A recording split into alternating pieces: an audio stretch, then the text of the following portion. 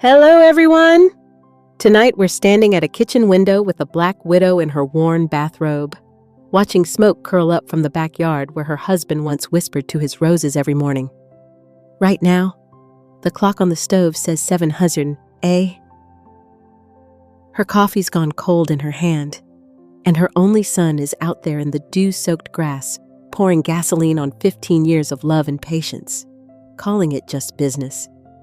In a little while, you'll walk beside her as bulldozers roll in, as contractors dig through the ashes, and as a metal box and then a concrete bunker rise out of the earth like secrets refusing to stay buried.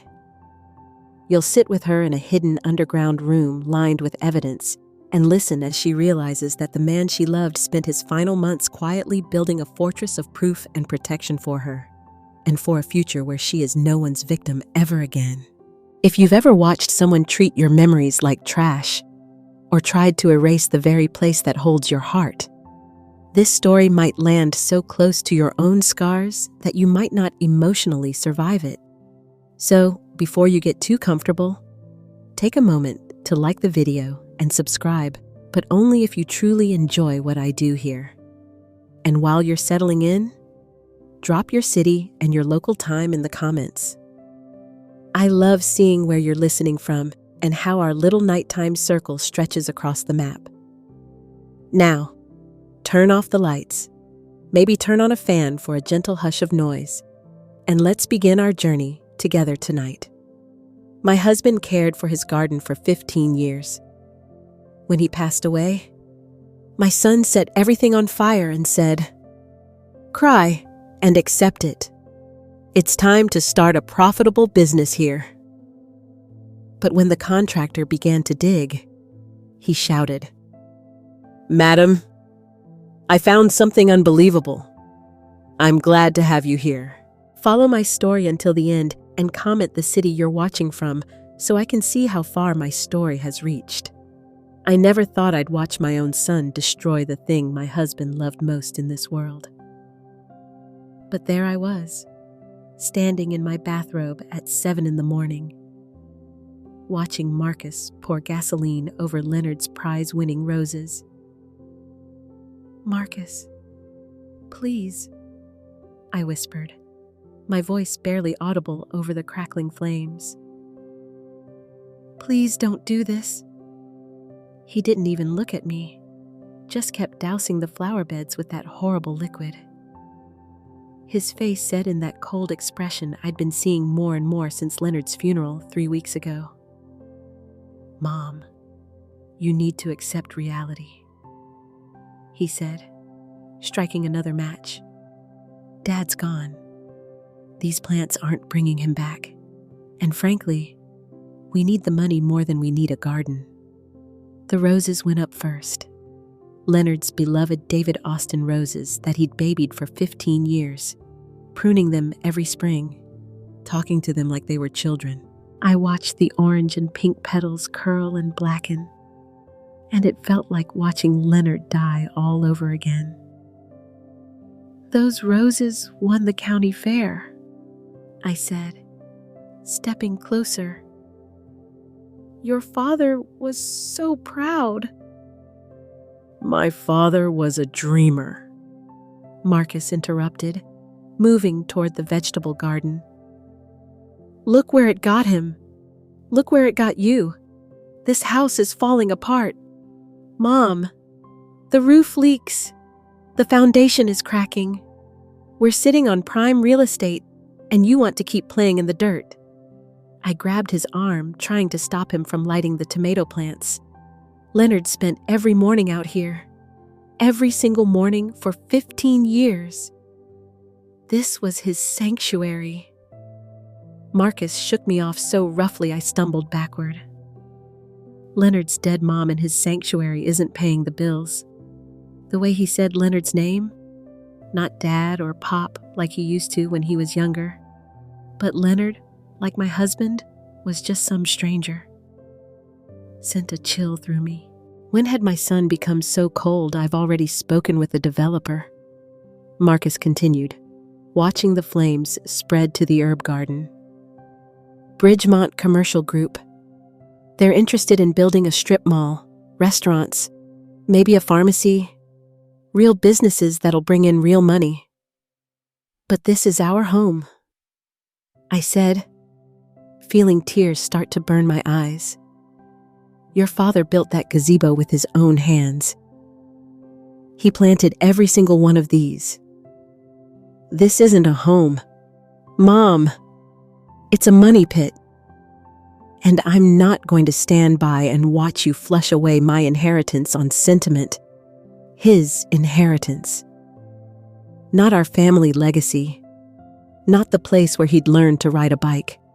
Where Leonard had taught him to throw a baseball. His inheritance. I watched my lavender bushes catch fire. The ones Leonard had planted because he knew the scent helped me sleep. The smoke was making my eyes water. Or maybe those were tears. I couldn't tell anymore. The developer wants to close by the end of the month, Marcus said, finally looking at me. His eyes were flat, calculating. I need you to sign the papers. Mom, the sooner we get this property cleared, the better price we'll get. I won't sign anything, I said, my voice stronger than I felt. This was Leonard's pride and joy. I won't let you. You don't have a choice. Marcus's voice was matter-of-fact, like he was discussing the weather. Dad left the property to both of us. Remember 50-50, and I'm willing to sell my half. Bridgemont's already made an offer.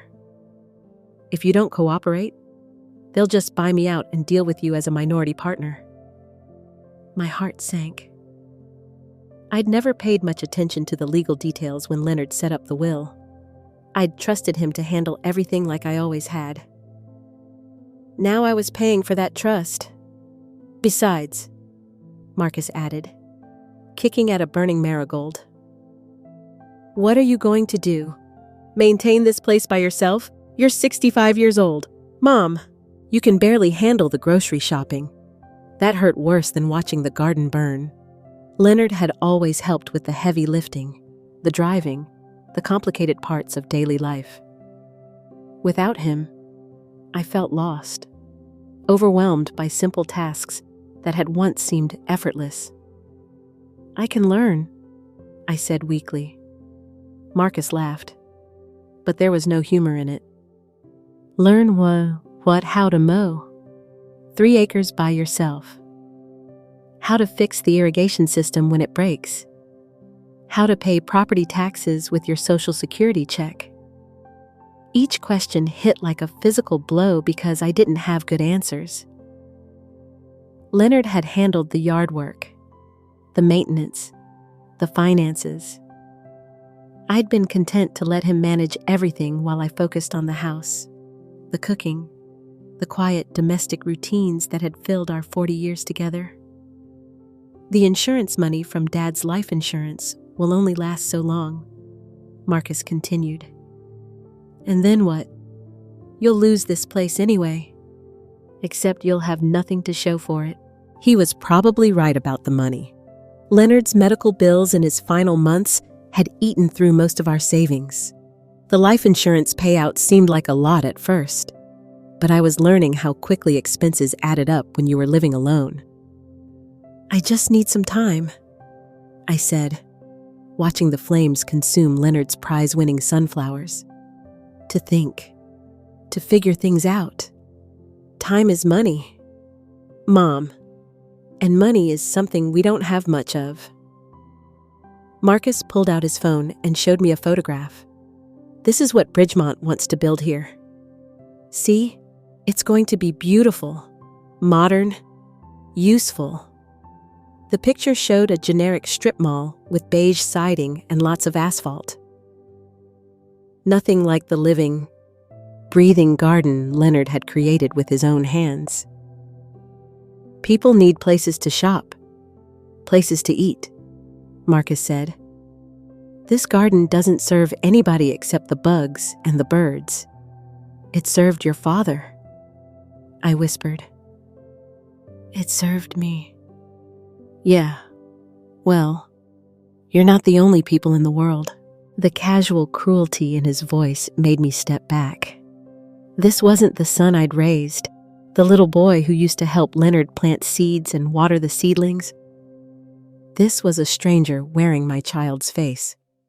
By the time the fire burned itself out, there was nothing left but charred earth and the bitter smell of smoke. 40 years of Leonard's careful cultivation reduced to ash in a single morning. I'll give you a week to think it over, Marcus said, brushing soot off his hands. But I'm moving forward with or without you, Mom. The contractors are coming Monday to start clearing the debris. He walked away without looking back, leaving me standing in the ruins of Leonard's garden. I knelt down and picked up a piece of charred wood from the gazebo Leonard had built for our 25th anniversary. It crumbled in my fingers, leaving black smudges on my palms. That's when I noticed something odd. In the far corner of the garden, where Leonard's compost pile used to be, the ground looked different, disturbed, like someone had been digging there recently. But Leonard had been too sick to work in the garden for months before he died. So, who had been digging in our backyard? The contractors arrived at dawn on Monday, just like Marcus had promised. I watched from my kitchen window as they unloaded their equipment. A small excavator, shovels, and something that looked like a metal detector. The lead contractor, a weathered man named Alvin, knocked on my back door around 8. Mrs.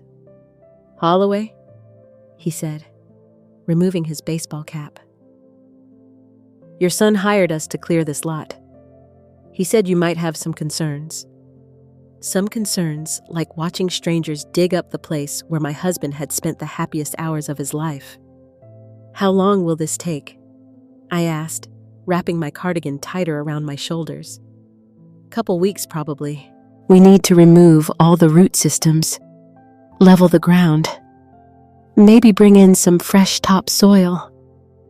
Your son wants it ready for commercial development. I nodded, not trusting my voice. Behind Alvin, I could see his crew setting up their equipment right where Leonard's vegetable garden used to be. Well, try to keep the noise down during the day, Alvin continued. And if we find anything unusual, old pipes, septic issues, that sort of thing, we'll let you know before we proceed. Unusual. That word stayed with me as I spent the morning trying to ignore the sound of machinery outside my windows, because there had been something unusual about Leonard's behavior in his final months. Things I'd dismissed at the time because I was so focused on his declining health, like how he'd suddenly become secretive about certain parts of the garden. For years, Leonard had loved showing off his plants to anyone who would listen. Neighbors, delivery drivers, even telemarketers who called during his gardening hours would get a full tour if they showed the slightest interest. But in the last 6 months of his life, he'd become protective, almost possessive about specific areas. The compost corner, for instance. Leonard had always maintained a neat compost pile near the back fence, turning kitchen scraps and yard waste into rich soil. But last spring, he'd started working back there alone. Late at night, when he thought I was asleep, I'd catch glimpses of him through the bedroom window, hunched over with a flashlight, digging in that same spot over and over. When I'd asked about it, he'd just smiled that tired smile he wore so often near the end and said he was working on a special project for after he was gone. I'd assumed he meant planting something that would bloom in my memory of him. Leonard was sentimental that way, but now, watching the excavator tear through that exact spot, I wondered if there had been more to his midnight gardening than I'd understood. Around noon, Marcus showed up with coffee and sandwiches for the work crew. He barely acknowledged me, but I heard him talking to Alvin about timeline and costs. The sooner you can get this cleared, the better. Marcus was saying Bridgemont Properties wants to break ground in 30 days. 30 days? Leonard had been dead for less than a month, and Marcus was already erasing every trace of him. Should be doable, Alvin replied. Though I have to say, this is some of the richest soil I've ever seen. Your dad really knew what he was doing out here. Yeah, well, rich soil doesn't pay the bills, Marcus said, echoing the same cold pragmatism he'd shown when he burned the garden. I went back inside, unable to watch anymore, but around 300 in the afternoon, I heard Alvin calling my name from the backyard. When I looked out, he was standing near the excavator with a puzzled expression. Mrs. Holloway, could you come out here for a minute? I found him holding a small metal box about the size of a shoebox, but heavier. It was dirty, but looked relatively new with a simple latch closure. We found this about 3 feet down, right where that compost pile used to be, Alvin explained. Looks like someone buried it there pretty recently. The soil around it was definitely disturbed. My hands were shaking as I took the box. It had weight to it, like there was something substantial inside. Should we keep digging in that area? Alvin asked. Or do you want to check with your son first? No, I said quickly. Don't mention this to Marcus. Not yet? Alvin raised an eyebrow, but nodded. Your call, ma'am. Well, work on the other sections today. I carried the box inside, my heart pounding. Leonard's special project. This had to be what he'd been working on during those late-night sessions in the garden. I set it on the kitchen table and stared at it for nearly an hour before I found the courage to open it.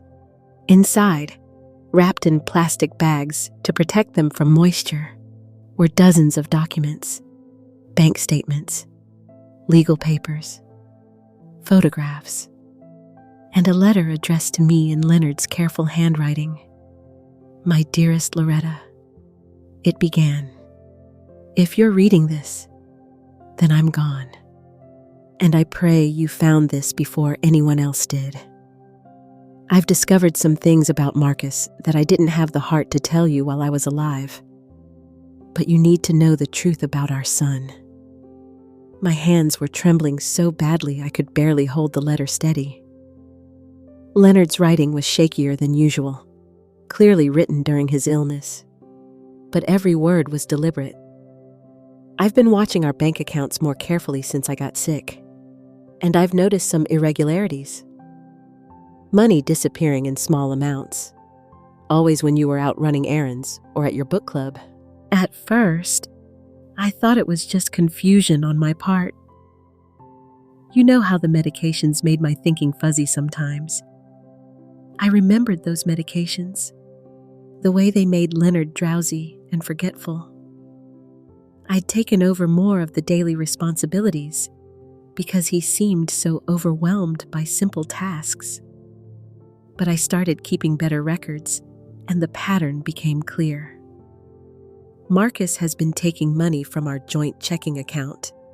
Small amounts, $50 here, $100 there, but it adds up to nearly $8,000 over the past 2 years. $8,000. I felt sick. No wonder our finances had been tighter than usual. I'd blamed Leonard's medical expenses, the rising cost of groceries, the general strain of living on a fixed income. I confronted him about it 3 weeks ago. The letter continued. He didn't deny it. He said he was just borrowing what would be his inheritance anyway, and that we wouldn't miss such small amounts. He seemed to think he was entitled to our money simply because we're his parents. I could picture that conversation. Could imagine Marcus's casual arrogance, his assumption that our resources belonged to him. But what really worried me, Loretta, was his attitude when I told him I wanted the money back. He became angry, almost threatening. He said I was being selfish, that I should be thinking about his future instead of hoarding money I wouldn't live to spend. The casual cruelty of that comment. Leonard wouldn't live to spend the money he'd worked his entire life to save, made my chest tight with anger. I realized then that Marcus doesn't see us as his parents anymore. He sees us as obstacles to his inheritance. And I'm afraid that after I'm gone, he'll pressure you into signing over everything we've worked for. Leonard had known. Somehow, even in his weakened state, he'd seen through Marcus's manipulation and prepared for what was happening right now. The other documents in this box are copies of our financial records, including evidence of Marcus's unauthorized withdrawals. I've also included some legal papers that might be important. Our original will, the property deed, and some investment documents that Marcus doesn't know about. Investment documents. Leonard had never mentioned any investments beyond our modest savings account. I set the letter aside and looked through the other papers. Bank statements showing the pattern of missing money Leonard had described. Photographs of checks with Marcus's signature checks I didn't remember approving. And then, at the bottom of the box, a manila envelope marked for Loretta only. Inside the envelope were documents from an investment firm I'd never heard of. According to the statements, Leonard had been slowly moving money from our joint accounts into a separate investment portfolio. Money that Marcus didn't know existed. The final balance made me gasp. Over the past 10 years, Leonard had accumulated nearly $200,000 in investments. Money from his pension, careful savings from our household budget, even profits from selling his prize-winning produce at the farmer's market. A sticky note in Leonard's handwriting was attached to the final statement. This is for your security, my love. Marcus can't touch this account because it's in your name only. Use it to keep the house, the garden, whatever makes you happy. Don't let anyone pressure you into giving up the life we built together. I was crying by then, tears of gratitude mixed with grief and anger. Leonard had been protecting me even as he was dying, setting aside resources to ensure I wouldn't be at Marcus's mercy. But there was one more item in the box that made my blood run cold. A small digital recorder, the kind Leonard used to record his thoughts when his handwriting became too difficult. A sticky note on top read, "Play this alone." I found Leonard's old headphones and pressed play. His voice, weak but determined, filled my ears. Loretta, I'm recording this because I need you to understand how serious this situation is. Yesterday, Marcus came to visit while you were at the grocery store. He asked me directly when I was planning to die because he has some business opportunities that require immediate cash flow. My heart stopped. Marcus had asked his dying father when he planned to die. He showed me some real estate listings, expensive properties he wants to flip for profit. He said he needs his inheritance now, not later, because the market won't wait for me to die naturally. Leonard's voice broke slightly on those last words. I told him he'd have to wait like everyone else, and that's when he got angry. Really angry. Loretta, he said I was being selfish, that I'd already lived my life, and now I was preventing him from living his. I pulled off the headphones, unable to listen to anymore. Marcus had been circling like a vulture, waiting for Leonard to die so he could cash in. And now, less than a month later, He was pressuring me to sell everything we'd built together. Outside, I could hear the excavator still working, tearing up more of Leonard's garden. But now, I knew there might be more buried treasures, more evidence of my husband's love and foresight. I looked at the investment statements again, calculating quickly. With Leonard's secret nest egg, I had enough money to fight Marcus's development plans. I could hire lawyers, pay for independent appraisals, maybe even buy out his half of the property. But first, I needed to know what else Leonard had hidden in his garden. If there was one buried box, there might be others. The sun was setting by the time Alvin knocked on my door again. He looked excited, almost breathless. "Mrs. Holloway, we found something else. Something bigger this time. You're going to want to see this. Madame, you need to see what I found." Alvin's voice echoed across the backyard, urgent and almost panicked. I rushed outside, still clutching Leonard's letter in my trembling hands. The excavator had stopped, and the entire crew was gathered around a large hole near where Leonard's prized tomato plants used to grow. "What is it?" I asked, my heart pounding as I approached the edge of the excavation. Alvin pointed down into the hole with a shaking finger. "There's a whole concrete structure down there, ma'am. Like a bunker or something, and it's not old. This was built recently." I peered into the hole and gasped. About 4 feet down, partially exposed, was what looked like a concrete vault. It was roughly the size of a small room with thick walls and what appeared to be a heavy metal door set into one side. "Did your husband ever mention building anything like this?" Alvin asked, his voice filled with bewilderment. I shook my head, but even as I did, pieces started falling into place. Leonard's mysterious late-night projects, his insistence on working alone in certain parts of the garden, the way he'd become secretive about his activities in the final months of his life. "When do you think this was built?" I asked.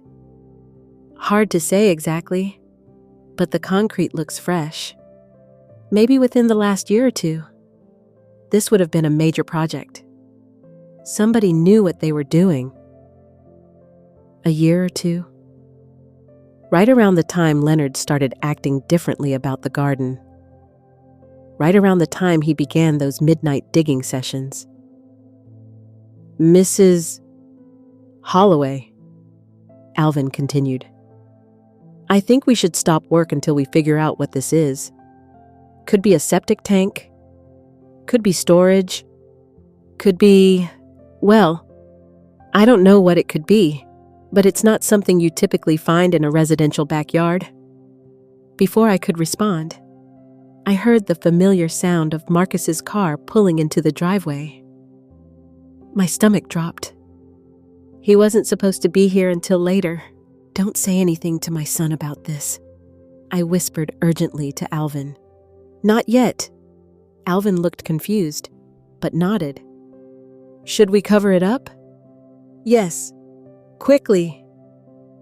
The crew hastily threw a tarp over the excavation, just as Marcus rounded the corner of the house.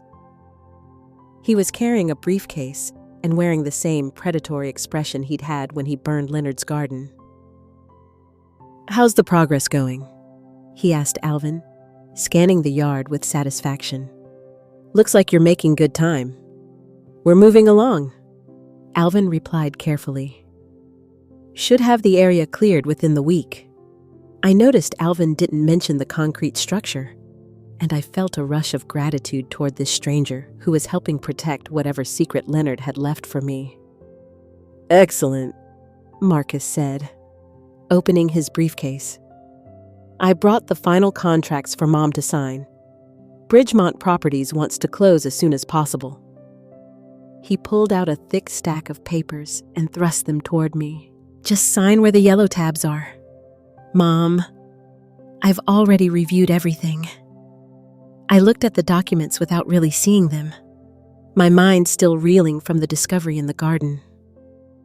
Leonard had built something substantial, something he'd kept secret from everyone, including me. I need time to read through these, I said, not taking the papers. Marcus's jaw tightened. There's nothing to read. Mom, it's a standard real estate contract. You're selling your half of the property to Bridgemont Properties for fair market value. What exactly is fair market value, I asked? $200,000 for your half. It's a generous offer, considering the condition of the land. $200,000, the same amount Leonard had secretly invested for my security. The coincidence seemed too perfect to be accidental. I'd like to get an independent appraisal, I said. Marcus's eyes flashed with anger. An independent appraisal will just delay everything and cost us money. Bridgemont's offer is fair. Mom. More than fair. Then they won't mind waiting a few days while I have the property evaluated properly. Actually, they will mind, Marcus snapped. They have other projects they can invest in. If we don't close this week, they're moving on to something else. The pressure tactics were so obvious now that I knew what to look for. Create urgency. Limit options. Make me feel like I had to decide immediately or lose everything. Leonard had warned me about this in his letter. I'm not signing anything today, I said firmly. Marcus's face went red. Mom, you're being ridiculous. This is the best offer we're going to get for this property. If you wait, we might not get anything at all. Then we wait. He stared at me for a long moment, clearly trying to control his temper in front of the contractors. Finally, he forced a smile that didn't reach his eyes. Fine, but I'm not going to let you sabotage this deal because you're having some kind of emotional breakdown over Dad's garden. Emotional breakdown. The dismissive way he said it made my blood boil, but I kept my voice steady. I'm not having a breakdown. Marcus, I'm being careful. Careful about what? It's just land. Mom, dirt and weeds. Just dirt and weeds. He really had no idea what Leonard had created here, what it had meant to both of us, and he certainly had no idea what Leonard had hidden beneath that dirt and weeds. After Marcus left, muttering threats about missed opportunities and stubborn old women, I waited until the contractors finished for the day. Then I asked Alvin to stay behind for a few minutes. I need to see what's down there, I told him, pointing to the tarp-covered excavation. Ma'am, I really think we should call someone official before we go poking around. This is my property, I interrupted, and that was built by my husband. I have a right to know what it is. Alvin studied my face for a moment, then nodded. All right, but we go slow and careful. If there's any kind of hazard down there, we back out immediately. We removed the tarp, and Alvin set up a work light so we could see into the hole. The concrete structure was even more impressive than I'd initially realized. The walls were thick and professionally finished with what looked like waterproof sealant around all the joints. This is serious construction, Alvin muttered, lowering a ladder into the excavation. Your husband must have hired professionals to build this. But as I thought about it, I realized Leonard probably hadn't hired anyone. He'd been a general contractor before he retired, skilled at all kinds of construction work. And he'd have wanted to keep this project completely secret. Alvin went down first, testing the stability of the structure and checking for any obvious dangers. When he called up that it seemed safe, I climbed down the ladder with my heart pounding. The underground room was larger than it had appeared from above, probably 10 feet, 12 feet, with a ceiling high enough for me to stand upright. The walls were lined with metal shelving, and in the center of the room was a large, heavy-duty safe. But it was what was on the shelves that made me gasp. Dozens of storage containers, each one carefully labeled in Leonard's handwriting. Financial records 2018 to 2022, insurance documents, property deeds, investment records, Portfolio 2. That meant there were even more investments than the ones I'd found in the buried box. Mrs. Holloway, Alvin said quietly, your husband built himself a bunker. This is the kind of place someone builds when they're preparing for trouble. I opened one of the containers labeled Marcus Evidence File and found it filled with photographs, bank statements, and what looked like legal documents. My hands were shaking as I pulled out the first few items. Photos of checks made out to cash and signed by me. Except I'd never signed any of these checks. Bank statements showing withdrawals I'd never authorized. Credit applications in my name for accounts I'd never opened. Oh my God, I whispered. The evidence was overwhelming. Marcus hadn't just been stealing small amounts from our checking account. As Leonard's letter had described, he'd been systematically defrauding us for years, forging my signature, opening credit lines in my name, even taking out a second mortgage on the house without my knowledge. Ma'am, are you all right? Alvin asked, seeing my distress. I couldn't answer. I was too busy staring at a photograph of a loan document bearing my forged signature. A loan for $50,000 that I'd never seen before. But the worst was yet to come. At the bottom of the container was a manila folder labeled Insurance Fraud, Life Insurance Policy. Inside, I found copies of correspondence between Marcus and Leonard's life insurance company. Marcus had been trying to increase Leonard's life insurance coverage without telling us, submitting medical forms that downplayed Leonard's illness and forged signatures on beneficiary change forms. He'd been planning for Leonard's death, calculating how much money he could extract from it. I sank down onto a storage crate, overwhelmed by the scope of my son's betrayal. This wasn't just greed or impatience. This was a systematic campaign of fraud that had been going on for years. Mrs. Holloway, we should probably get you out of here, Alvin said gently. This is a lot to process, but I wasn't ready to leave. I opened the safe. The combination was our wedding anniversary, and found even more devastating evidence. Leonard had been documenting everything, building a legal case against our own son.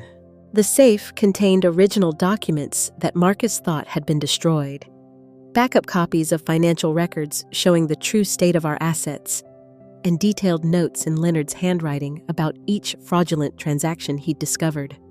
At the very back of the safe was another letter addressed to me. My dearest Loretta, it began, if you found this room, then you've also found the evidence of what Marcus has been doing to us. I built this place to protect the proof of his crimes because I knew he would try to destroy any evidence once I was gone. I could barely see the words through my tears. I discovered the extent of his fraud 3 months ago, and I've been collecting evidence ever since. He doesn't know I found out about the second mortgage or the credit cards he opened in your name, or the insurance fraud attempts. I let him think he was getting away with it while I built our case against him. Leonard had been playing a long game, pretending to be the sick, confused old man while actually orchestrating a careful legal strategy. I've consulted with a lawyer, discreetly of course, and we have enough evidence to send Marcus to prison for several years. But I also know you might not want to prosecute your own son, no matter what he's done. Even dying. Leonard had understood my heart better than I understood it myself. So, I've prepared 2 options for you. Option 1. Take all this evidence to the police and let justice take its course. Option 2. Use this evidence to force Marcus to return everything he's stolen and leave you alone forever. I looked around the underground room Leonard had built to protect me, filled with years of patient documentation and careful planning. My husband had spent his final months not just fighting his illness, but fighting for my future security. And tomorrow, I was going to use every bit of ammunition he'd left me. But first, I needed to know exactly how deep Marcus's betrayal went, because something told me I hadn't found the worst of it yet. I spent the entire night in Leonard's underground room, reading through every document, every photograph, every piece of evidence my husband had carefully preserved. By dawn, I understood the true scope of what Marcus had done to us and what he was still planning to do. The second mortgage Marcus had taken out in my name was just the beginning. Over the past 3 years, he'd systematically stolen nearly $100,000 from us through forged checks, fraudulent credit applications, and unauthorized loans. But the most chilling discovery was a folder labeled Future Plans. Inside, I found Marcus's handwritten notes about his strategy for handling me after Leonard's death. The words made my blood run cold. Mom won't last long on her own. One note read, probably develop dementia or other health issues within 2 to 3 years, and need to establish pattern of mental incompetence for guardianship proceedings. Guardianship proceedings! He'd been planning to have me declared mentally incompetent so he could control all my assets. Another note detailed his timeline. Sell property immediately after Dad dies. Move Mom to assisted living facility. Cheapest option possible. Liquidate all remaining assets. Should net approximately $5,700K total. He'd calculated the value of my life, my independence, my dignity, and reduced it to a dollar amount in his notebook. But Leonard had been watching. Leonard had known. The evidence folders contained recorded phone conversations. Apparently, Leonard had been recording Marcus's visits during his final months. I put on the headphones and listened to my son's voice, cold and calculating, as he discussed his plans for my future. She can't handle the property maintenance anyway, Marcus's voice said through the static. And frankly, Dad, she's already showing signs of confusion. Sometimes she forgets where she put things, or she'll ask me the same question twice. It's probably early dementia. Leonard's voice weak but firm. Your mother is grieving and stressed, not confused. There's nothing wrong with her mind. Well, that's your opinion, but when you're gone, I'll be the one who has to deal with her decline. And I think a nice facility would be the safest option for everyone. A facility like I was a problem to be warehoused, not a person with feelings and preferences. The recording continued with Marcus pressuring Leonard to sign papers giving Marcus power of attorney over both our finances. Leonard had refused, but I could hear the exhaustion in his voice, the toll this conflict was taking on him during his final weeks. You're being stubborn, Dad.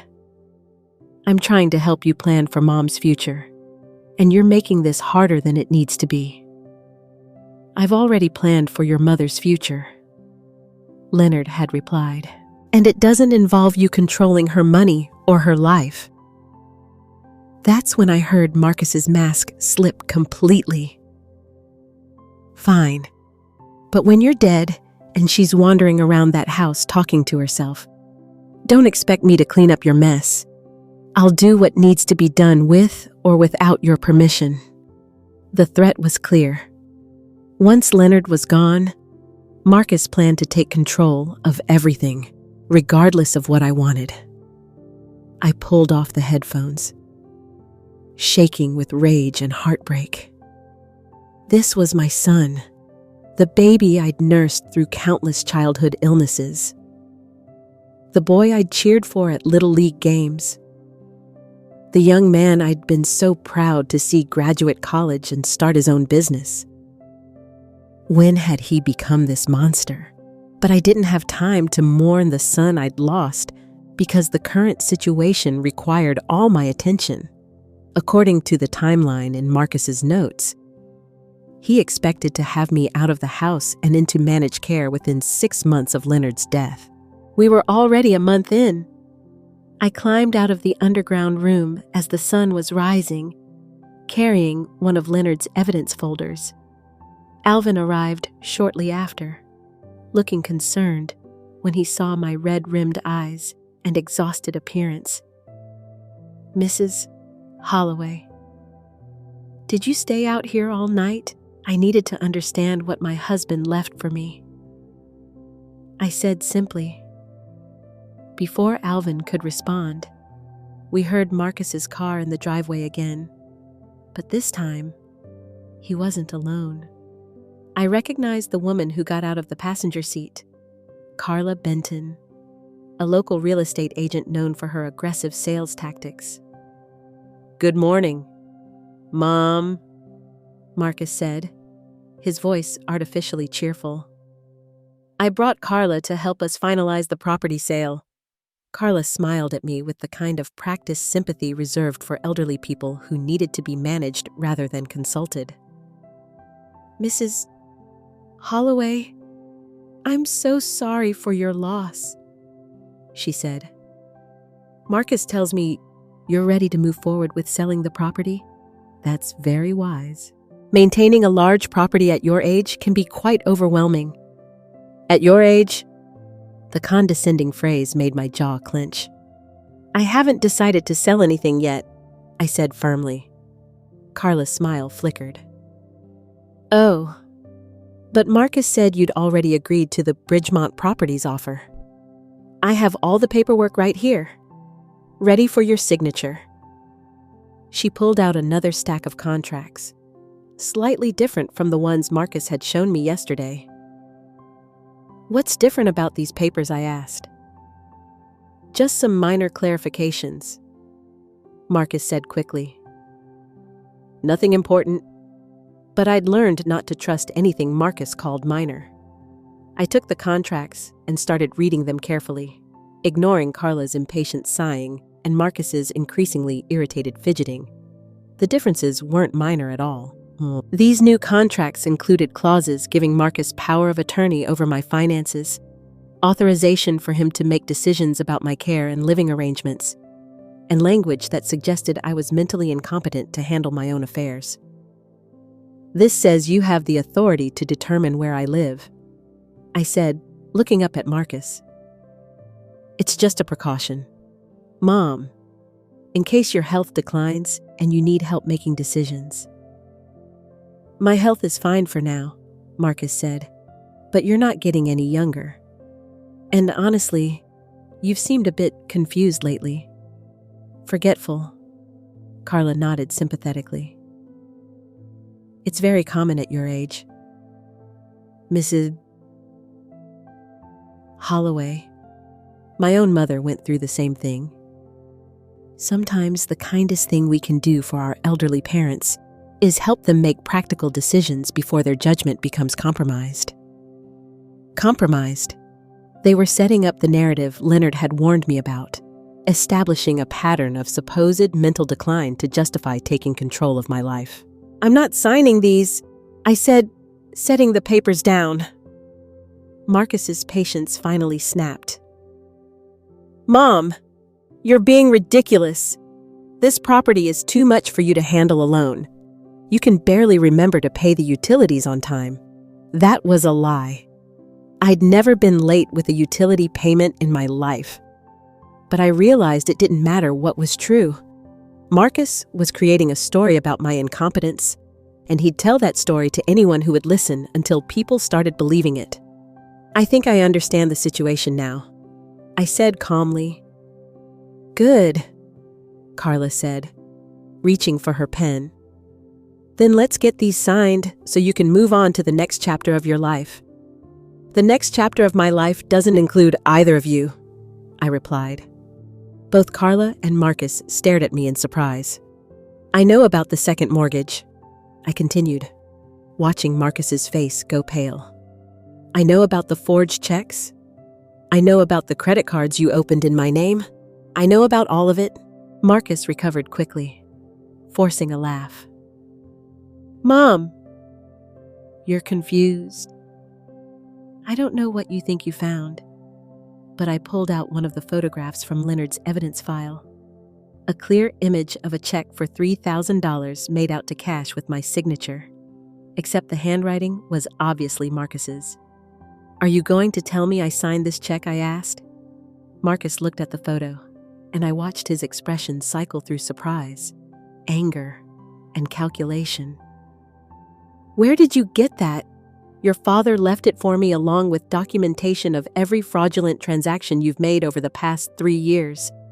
Carla was backing toward her car, clearly wanting no part of whatever family drama was unfolding. Mom, you don't understand. I understand that you've stolen nearly $100,000 from your own parents. I interrupted. I understand that you tried to increase your father's life insurance without telling us.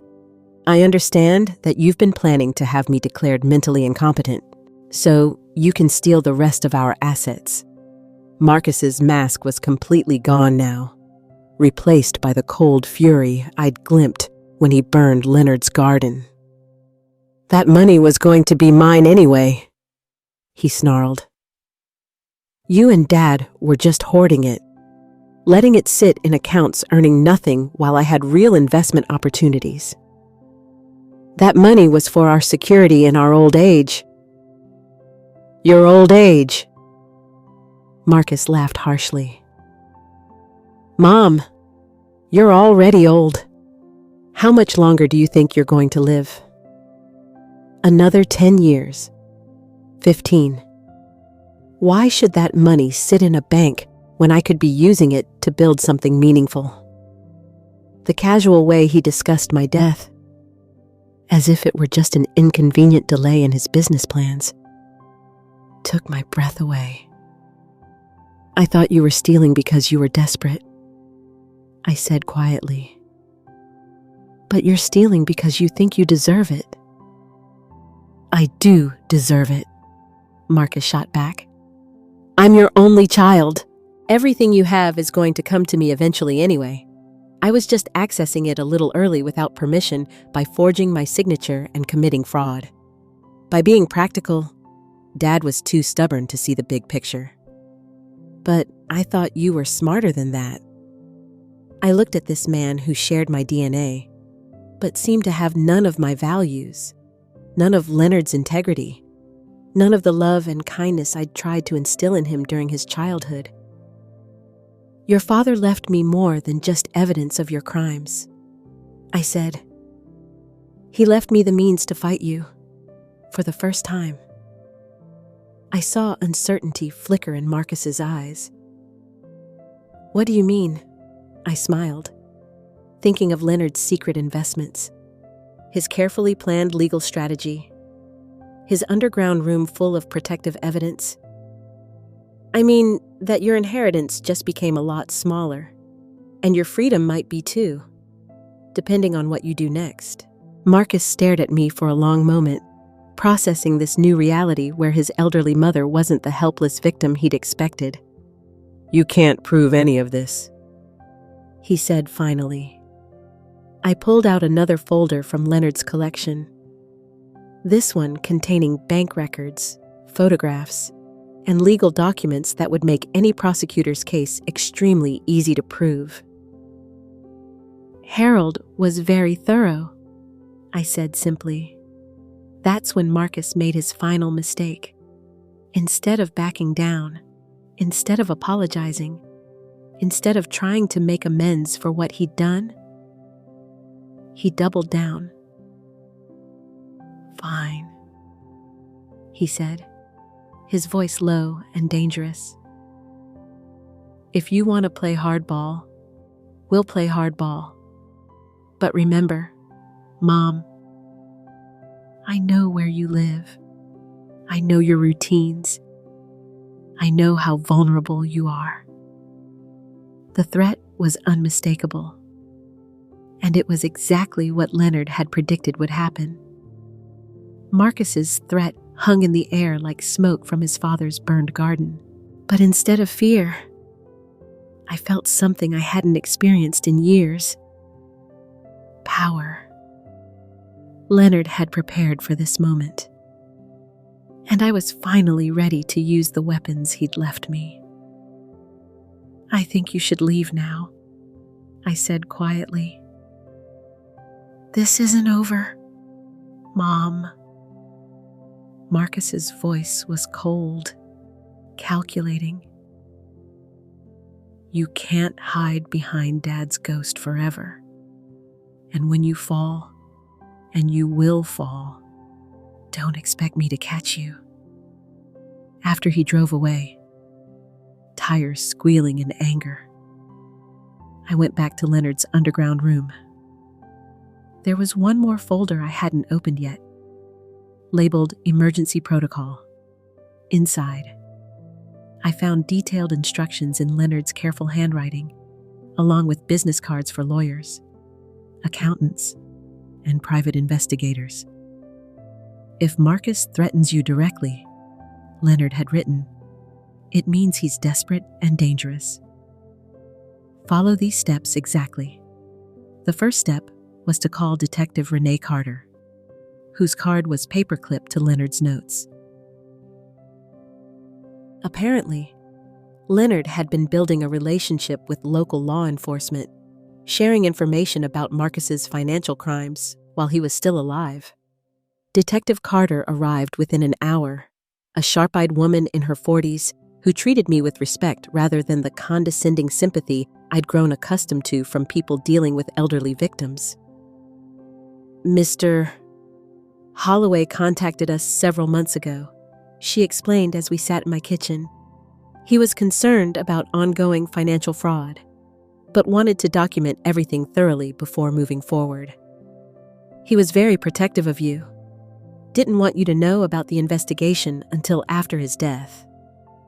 She pulled out a thick file. We've been building a case against your son for quite some time. Mr. Holloway provided us with extensive evidence of forged signatures, unauthorized loans, and identity theft. But we needed more to make charges stick. How much more, I asked. We needed proof that he was continuing the fraud after your husband's death, and we needed evidence that he was attempting to gain fraudulent control over your assets. I thought about the contracts Marcus had brought that morning, the ones giving him power of attorney based on false claims about my mental competence. Would those contracts be enough, I asked, pulling them from the folder where I'd stored them. Detective Carter examined the documents, her eyebrows rising.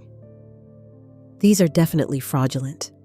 Claiming you're mentally incompetent without a medical evaluation, attempting to establish guardianship without court proceedings. Yes, this gives us what we need. What happens next? Well, that depends on what you want to happen. We can arrest your son immediately, or she paused, studying my face. Mr. Holloway mentioned that you might prefer a different approach. I thought about Leonard's two options: criminal prosecution or private justice. Both had their appeal, but I knew which one Leonard would have chosen if he were in my position. What would the different approach look like? Detective Carter smiled. Your husband was a very clever man, Mrs. Holloway. He set up what we call a honeypot, a trap designed to catch your son in the act of committing additional crimes while we document everything. She opened her file and showed me surveillance photos of Marcus entering my bank. Marcus meeting with real estate agents. Marcus at various offices around town. We've been following him since your husband's death, she explained. He's been trying to access accounts that don't belong to him, forge additional documents, and establish legal grounds for taking control of your finances. Every move he makes digs him deeper into criminal liability. But why haven't you arrested him yet? Because Mr. Holloway wanted to make sure you were protected first. He was worried that if we arrested Marcus immediately, your son might have hidden assets or co-conspirators we hadn't discovered yet. This way, we catch everyone involved and recover every stolen dollar. I felt a surge of gratitude toward Leonard's careful planning. Even in death, he was still protecting me, still thinking 3 steps ahead. There's something else. Detective Carter continued. Mr. Holloway set up a legal trust that we've been monitoring. Every time your son tries to access accounts or forge documents, he's actually triggering automatic notifications to our department and to his lawyer. His lawyer? The trust includes provisions for asset recovery and criminal restitution. If your son is convicted of financial crimes against you, the trust automatically seizes any assets he's purchased with stolen money, his house, his car, his business accounts. Everything goes back to you. Leonard hadn't just been collecting evidence. He'd been building a financial snare that would recover every penny Marcus had stolen with interest. How long have you been watching him? I asked. 3 months. And in that time, he's committed enough additional crimes to face serious federal charges: mail fraud, wire fraud, identity theft, elder abuse. We're looking at 15 to 20 years in prison if he's convicted on all counts. 15 to 20 years. I tried to imagine Marcus, my son, spending decades in prison because of his greed and cruelty. The thought should have broken my heart, but instead, I felt only a cold satisfaction. What do I need to do? Detective Carter pulled out a small recording device. Mr. Holloway anticipated that your son would escalate his behavior after threats and legal pressure didn't work. We'd like you to wear this wire during any future interactions with him. You think he'll try something else? Mrs. Holloway, your son has already committed multiple felonies, and now he knows you have evidence against him. Desperate people do desperate things. We want to be prepared. That afternoon, as if on cue, Marcus called. Mom, I think we got off on the wrong foot this morning, he said, his voice artificially calm. Why don't I come over tonight so we can talk this through like adults? I looked at the recording device Detective Carter had given me, then at Leonard's emergency protocol instructions. I think that's a good idea, I said. Marcus arrived at 7 carrying a bottle of wine and wearing his most charming smile. If I hadn't spent the day reviewing evidence of his crimes, I might have been fooled by his performance. Mom, I owe you an apology, he began, settling into Leonard's old chair as if he belonged there. I've been under a lot of financial pressure lately, and I haven't been thinking clearly. Financial pressure? I asked, thinking of the evidence showing his comfortable lifestyle funded by stolen money. The economy's been rough on my business. I made some poor decisions, borrowed money I shouldn't have. When Dad got sick, I panicked. And well, I made some mistakes. Mistakes as if systematically defrauding your elderly parents for years was just an error in judgment. What kind of mistakes? Marcus, He poured himself a generous glass of wine, not offering me any. I borrowed some money from your account without asking. I know I should have talked to you first, but Dad was so sick, and I didn't want to burden either of you with my problems. How much money? Not much. Maybe 8 or 10,000 over the past year. I was planning to pay it back after my business recovered. 8 or 10,000. The actual amount was closer to a $100,000, and we both knew it. That seems like a lot of money to borrow without asking, I said carefully. Marcus's smile tightened almost imperceptibly. Well, it's not like you and Dad were using it for anything important. It was just sitting in the bank, earning nothing. It was our retirement savings. Mom, let's be realistic. How much retirement do you have left? You're 65 years old. Dad's gone. You don't need a huge nest egg anymore. The casual cruelty of his words. The suggestion that I was too old to deserve financial security made my blood boil. But I kept my voice steady. So, you think it was okay to take our money without permission? I think families help each other, Marcus said, refilling his wine glass. And I think Dad poisoned you against me before he died. He filled your head with paranoid ideas about me trying to take advantage of you. Did you take out a second mortgage on this house? Marcus's hand stilled on the wine bottle. Who told you that? Is it true? He was quiet for a long moment, calculating his response. I may have explored some options for accessing the equity in the property, but nothing was finalized. Nothing was finalized. Another lie. The mortgage documents in Leonard's evidence files showed that Marcus had successfully borrowed $50,000 against the house using forged signatures. Marcus, I know about all of it.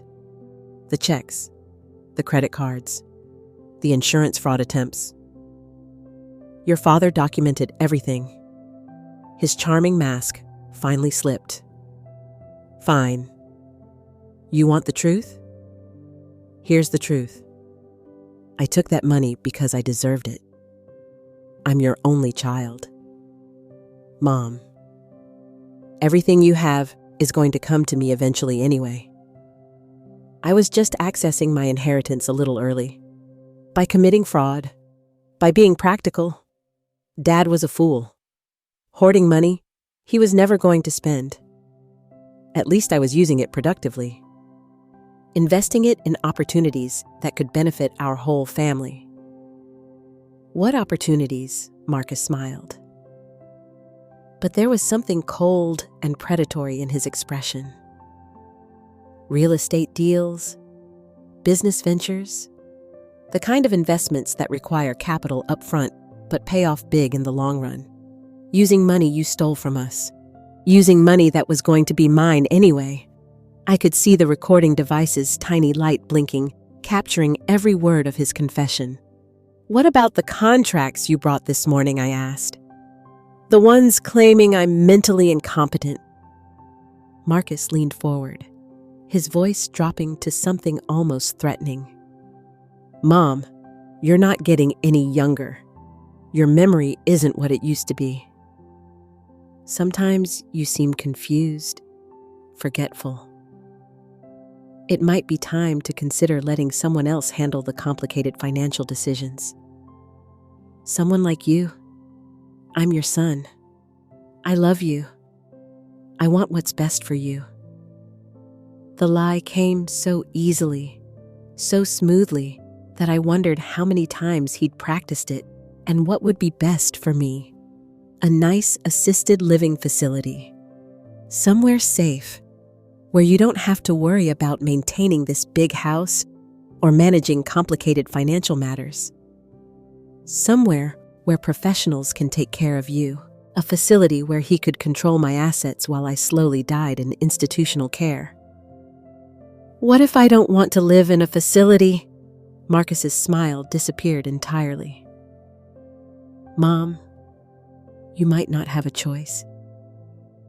If your mental condition continues to decline, the court might have to step in and appoint a guardian to make decisions for you. A guardian like you? I'm the logical choice. I'm your next of kin, and I understand your financial situation better than anyone. He understood it because he'd been stealing from it for years. Marcus, I said quietly, do you have any idea how much you've hurt me? For just a moment, something that might have been guilt flickered in his eyes, but it was gone so quickly. I might have imagined it. Mom, I never meant to hurt you. Everything I've done has been for your own good, my own good. Even now, facing the evidence of his systematic betrayal, he was trying to convince me that his crimes were somehow acts of love. I think you should leave now, I said. Marcus sat down his wine glass and stood up, but he didn't move toward the door. Instead, he took a step closer to my chair. Mom, you need to understand something. I've worked too hard and invested too much to let you destroy everything now.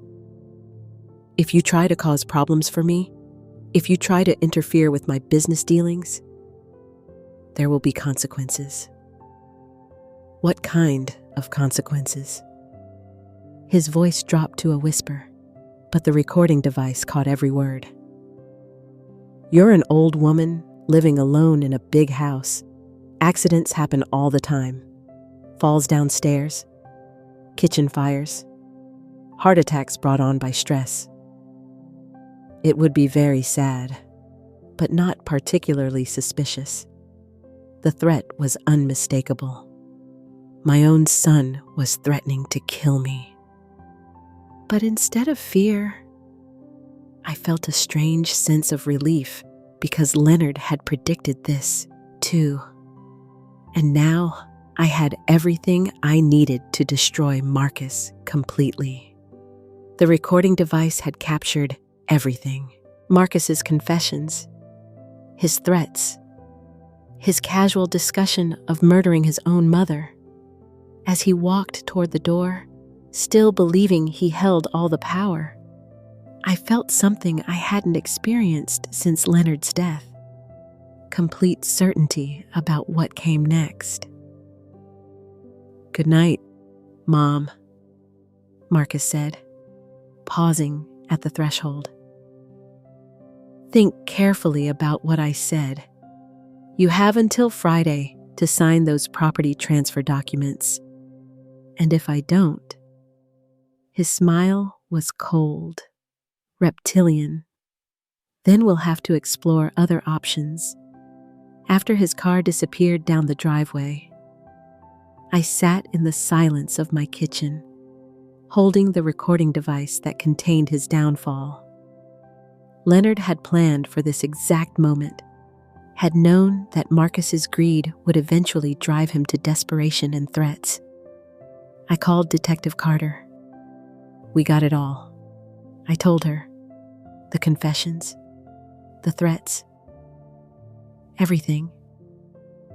Mrs.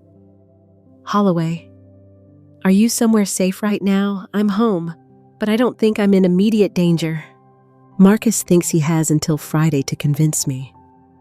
We're going to arrest him tomorrow morning. The recording you just made, combined with all the evidence your husband collected, gives us more than enough for multiple felony charges. What about the stolen money? The trust your husband established will kick in automatically once your son is arrested.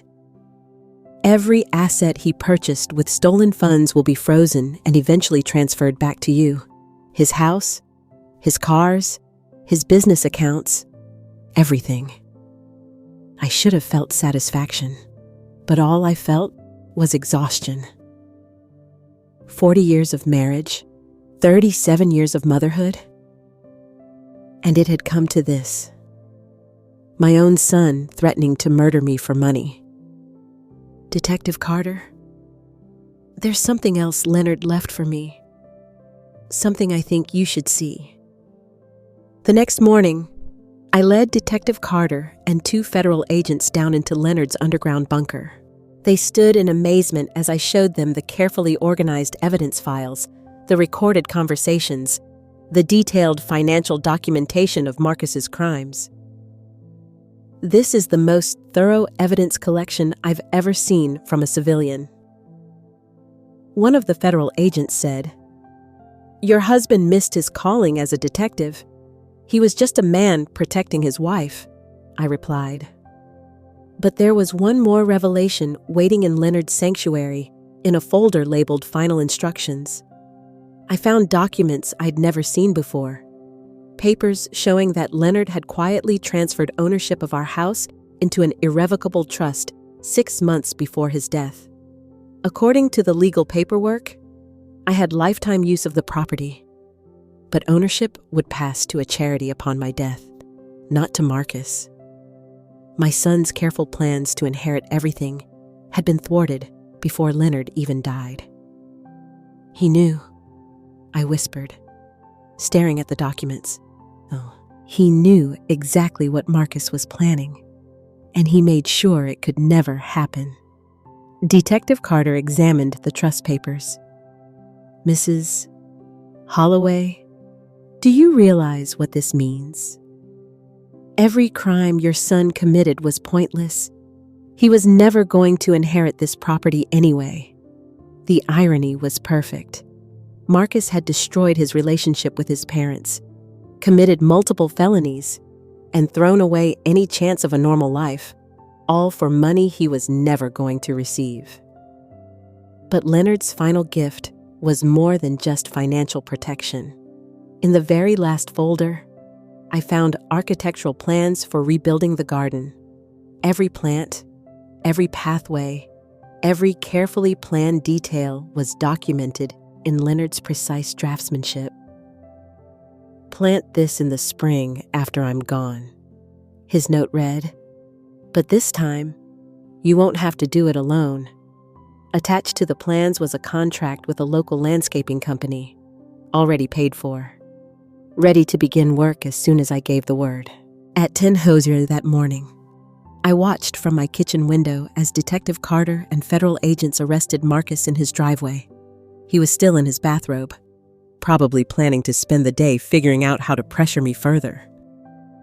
The look of shock on his face as they handcuffed him was almost worth 40 years of his selfishness and manipulation. Almost. His wife, Imani, a woman I'd barely gotten to know because Marcus never brought her around unless he needed something, came running out of the house in tears. She looked genuinely surprised, which made me wonder how much she'd known about her husband's crimes. I never spoke to Marcus again. He was convicted on the 17 felony counts and sentenced to 22 years in federal prison. The trust Leonard had established recovered every penny he'd stolen, plus penalties and interest that nearly doubled the amount. Imani divorced him while he was awaiting trial, claiming she'd had no knowledge of his fraudulent activities. I wasn't sure I believed her, but it didn't matter. She disappeared from my life as completely as if she'd never existed. The house that Marcus had purchased with stolen money was sold at auction. His luxury cars were repossessed. His business accounts were emptied to pay restitution. Everything he'd built on the foundation of my and Leonard's trust was stripped away, leaving him with nothing but a prison cell and the consequences of his choices. 6 months after his arrest, I stood in my backyard watching professional landscapers recreate Leonard's garden from his detailed plans. Every rose bush, every vegetable plot, every herb garden was being restored exactly as he'd envisioned it. But this time, there were additions Leonard hadn't included in his original design. The landscapers had found his underground bunker during the restoration and asked what I wanted to do with it. "Keep it," I told them, "but make some changes." Yeah. I had the bunker converted into a climate-controlled root cellar and seed storage facility. The walls that once held evidence of my son's crimes now held jars of homegrown vegetables and packets of seeds for future plantings. The metal safe, where Leonard had kept his legal documents, became my garden journal storage, filled with notes about what grew best in which seasons, which plants attracted beneficial insects, which varieties Leonard had been most proud of. The underground room that had once been a fortress of evidence became a sanctuary of growth and renewal. I hired Alvin, the contractor who'd first discovered Leonard's secrets, to build a small greenhouse near the back of the property. Not because I needed the extra growing space, but because I enjoyed his respectful, straightforward way of dealing with me.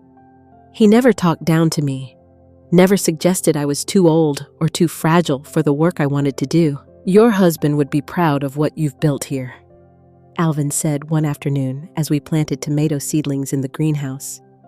"I think he'd be proud that I finally learned to build something myself," I replied. The first spring after Leonard's garden was restored, I hosted a neighborhood potluck in the backyard. 23 people came, including several neighbors I'd barely spoken to during Leonard's lifetime. I'd been so focused on caring for him during his illness that I'd forgotten how to have friendships of my own. Margaret from next door brought homemade bread. David from across the street contributed wine from his small vineyard. Helen, the widow who lived at the corner, arrived with a casserole and stayed until midnight, helping me clean up and sharing stories about her own late husband. "It's nice to see this garden full of life again," Margaret said as we watched children from the neighborhood play hide and seek among the flower beds. "Leonard always intended it to be shared," I replied. "I just forgot that for a while." That night, as I sat on the rebuilt gazebo, looking out over Leonard's restored garden, I felt something I hadn't experienced since before his illness. Complete peace. Not just the absence of conflict, but the presence of genuine contentment. I thought about Marcus, alone in his prison cell, probably still convinced that he'd been wronged somehow. I wondered if he'd ever understand what he'd lost. Not just money or property, but the love of parents who would have given him anything if he'd simply asked instead of stealing. But mostly, I thought about Leonard's final gift to me, not the money he'd protected, or the evidence he'd gathered, or even the garden he'd planned for my future. His greatest gift was teaching me that I was stronger than I'd ever imagined. At 65, I'd learned to manage my own finances, maintain my own property, and build my own friendships. I discovered that I didn't need anyone to take care of me. I could take care of myself. And when the time came to plant Leonard's memorial garden the following spring, I didn't need to hire it done. I planted every seed, every bulb, every seedling with my own hands.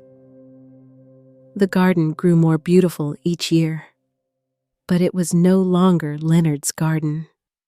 It was ours, mine and his together. A collaboration between the living and the remembered, between the past we'd shared and the future I was building for myself. 5 years later, when real estate developers approached me about selling the property for commercial development, I smiled and politely declined. The garden Leonard and I had created wasn't just a place of beauty. It was a testament to the power of love, patience, and careful planning. It was proof that some things are worth more than money, and some legacies can't be stolen or sold or destroyed by people who mistake price for value. It was home in the deepest and truest sense of the word.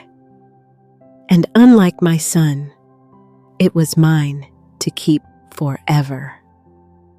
Now, I'm curious about you who listened to my story. What would you do if you were in my place? Have you ever been through something similar? comment below. And meanwhile, I'm leaving on the final screen 2 other stories that are channel favorites, and they will definitely surprise you. Thank you for watching until here. And now, as this long walk from a charred backyard to an underground room full of careful plans drifts farther away from you, let the sharpest edges begin to soften. The crackle of flames in Harold's roses, the cold way a son talked about his own mother's mind, the click of handcuffs in a driveway at 10 in the morning, all of that can start to blur now, like porch lights fading in your rearview mirror on a quiet night drive. You've just spent time with a Black grandmother who learned, painfully and slowly, that the people we raise do not always grow into the people we hoped for. But you also watched her stand up in her mid-60s, unlock a hidden bunker of evidence, say no to the pressure, and rebuild a garden and a life on her own terms. Maybe there were moments when you felt something in your own chest tighten, remembering times you were treated like a burden, or like you were too old, too soft, too sentimental to understand what was really going on. You're allowed to keep the strength of her story and quietly set down some of the anger and grief that came with it. If anyone has ever tried to convince you that you're confused when you know exactly what you see, or told you that wanting safety and respect makes you difficult, let this settle over you like a warm blanket. You are not the problem. Your mind is not disposable. Your memories matter, even when other people can't see their value. So wherever you are right now in bed, curled on the couch, or listening in the dark with your eyes already heavy, notice how your body begins to let go. Let your shoulders drop. Unclench your jaw. Let your hands rest instead of brace. Let each breath come in slow and leave even slower, like waves sliding in and out on a quiet shore at night. You don't have to fix your whole family or decide what to do next. For these few moments, your only job is to breathe and let your thoughts drift farther and farther away, like morning mist lifting off a garden after the sun comes up. Let your heart hear this almost like a whisper. You are not invisible. You are not too late, and you are not alone in how this feels. When your eyes are ready to close, let them. Let this story sink to the bottom of your mind like a smooth stone in deep, calm water. And as sleep moves toward you, rest in the quiet truth that you matter, just as you are, exactly where you are, tonight.